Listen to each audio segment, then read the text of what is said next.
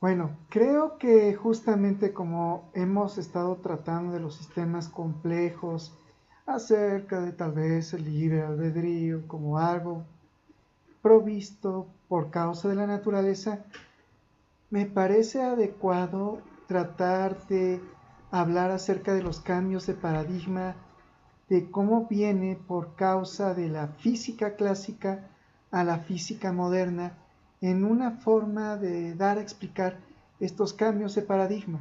Esto es de manera explicativa. No se pretende en este sentido dar una ciencia nueva, por el amor de Dios, esto sería para un trabajo de tesis doctoral y sería propiamente para filosofía de la ciencia incluso.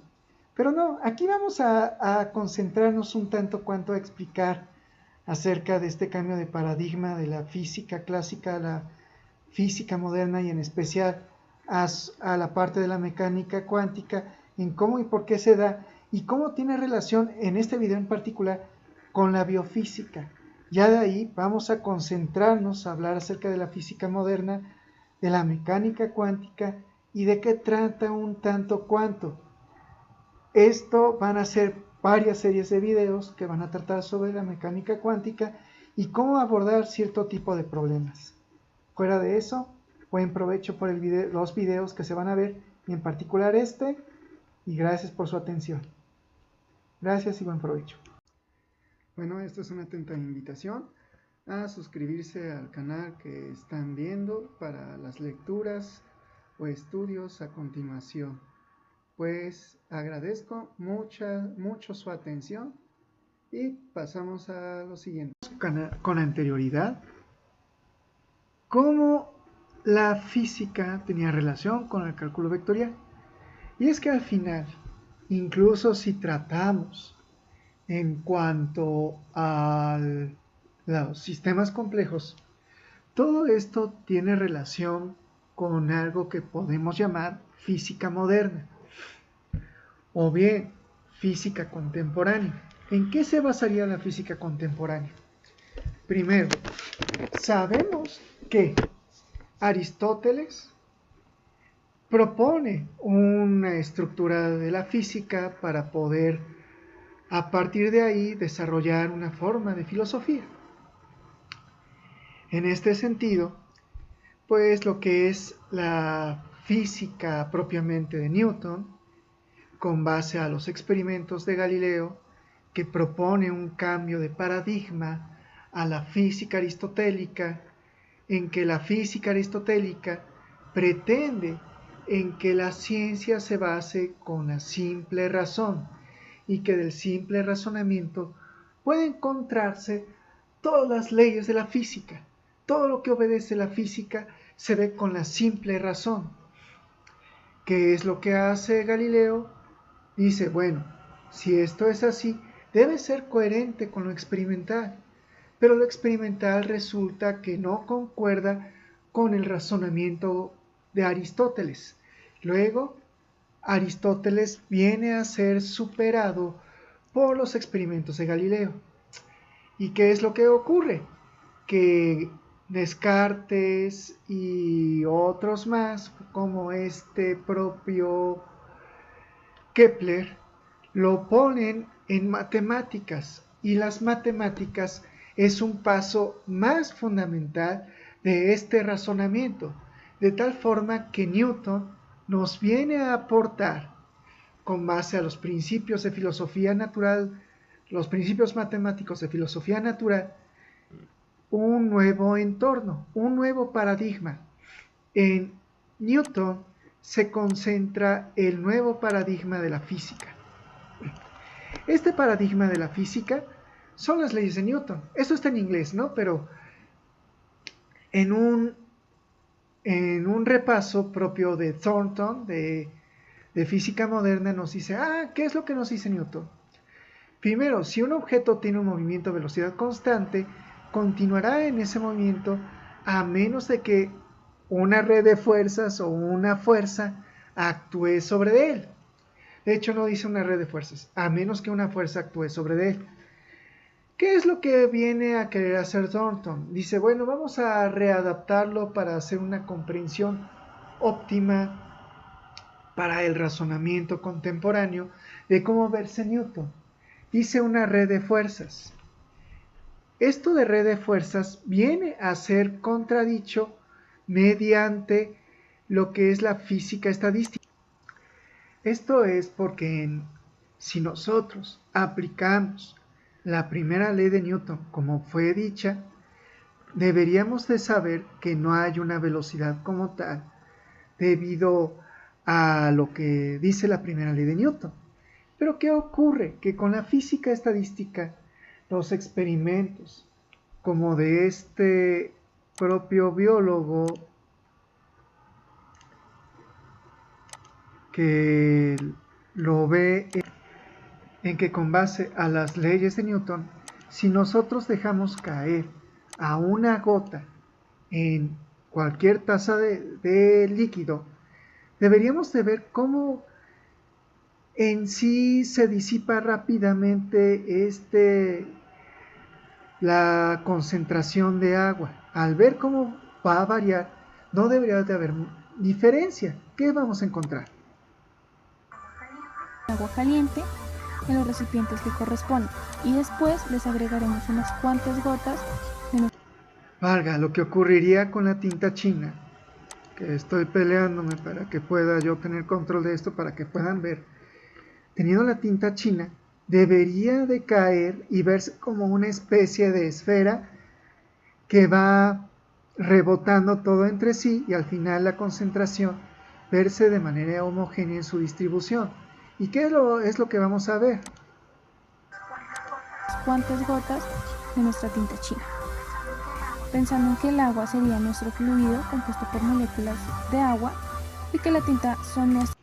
Obsérvese en sí cómo, aún con el agua caliente, donde deberíamos esperar que la distribución de la concentración de la tinta china comenzara a homogeneizarse, en el borde de ese cúmulo homogéneo, por así llamarle, en el borde vemos cómo las partículas en sí no obedecen tal cosa como una distribución homogénea, no obedece tener una velocidad constante.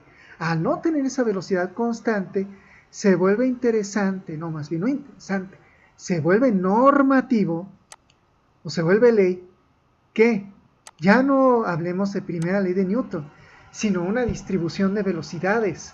Y en este sentido, esta distribución de velocidades tiene que obedecer a una distribución uniforme de probabilidad. Esta distribución uniforme de probabilidad se da de esta manera, donde nuestro factor beta de esta exponencial es un medio de la constante K de Boltzmann por la temperatura, tal que se da esta distribución en que esta distribución obedece que digamos que esta es nuestra velocidad, nuestra distribución de velocidad de Maxwell. Esta distribución de velocidad de Maxwell tiene que obedecer a que se parezca a una campana de Gauss. En este sentido, nuestra distribución de velocidades es casi una distribución homogénea, pero esto ya no obedece a las leyes de Newton, sino probabilidad, de lo que con base, por ejemplo, a la biofísica o física biológica, aquí del libro de Nelson, con base a su índice, puede verse cómo esto que vimos en el video, en este video, no es este, en este video, de las partículas distribuyéndose entre sí en el agua, al no obedecer tal cual en ese nivel mesoscópico de la física, a Newton tiene que ver con respecto a las caminatas aleatorias. Al tener que ver con base a las observaciones de Brown, que fue un biólogo experimental, que se veía cómo estaba ese comportamiento que vimos en el video, de partículas coloidales, así se le llama. se da el movimiento browniano. Es eso, estamos diciendo eso, que este movimiento es un movimiento llamado browniano, un movimiento de partículas al azar, que es justamente lo que hemos dicho, esta caminata del borrachito, como si la partícula estuviera borracha. Ya no se va en esta parte nada más, sino que para llegar de un punto A hasta este punto, ha de atravesar todo este azar de camino. Esto fue estudiado por Einstein y de los estudios de Einstein se logró obtener que, oye, pues tal vez no podamos saber, pero hay un promedio de desplazamiento. Este promedio de desplazamiento obedece a un número de pasos que recorre en un radio cuadrado a la longitud propia de cada paso. En ese sentido se dice, este es el desplazamiento promedio. Esto fue estudiado por Einstein, como estuvimos diciendo. Perdón que lo diga en su alemán, y realmente yo no hablo alemán. Diría más cercano de manera anglo-española o anglo-hispana Einstein, ¿no? Pero puedo decir Einstein o Einstein sabiendo que hablamos el mismo especialista y cómo él está diciendo que la probabilidad, con base a los estudios propiamente de Maxwell, y por eso para Einstein, Maxwell era uno de los grandes de la física. Él estudia cómo se da esta distribución, que tiene relación con la mecánica cuántica. Al final a eso no le gustó a Einstein porque dijo, no, pero es que qué relación tiene esto de la física de Maxwell con la mecánica de partículas. Pues resultó que tiene todo que ver. Y por eso vamos a dar un breve repaso a la mecánica cuántica con base a lo que vamos a seguir viendo desde la física moderna hasta la propia mecánica cuántica.